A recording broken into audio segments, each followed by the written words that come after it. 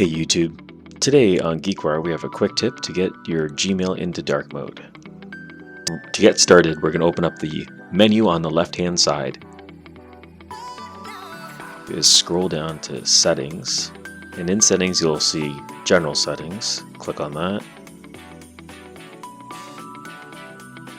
Then up at the top you'll see theme, select theme, and right here change it to dark mode. And that's it.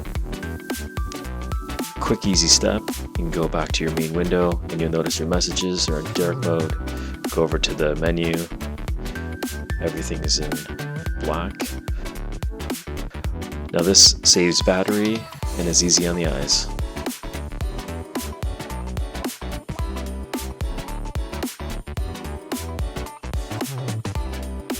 Looking for other quick tips and guides? Head over to geekwire.com. You'll find guides and tutorials on how to do many favorite things.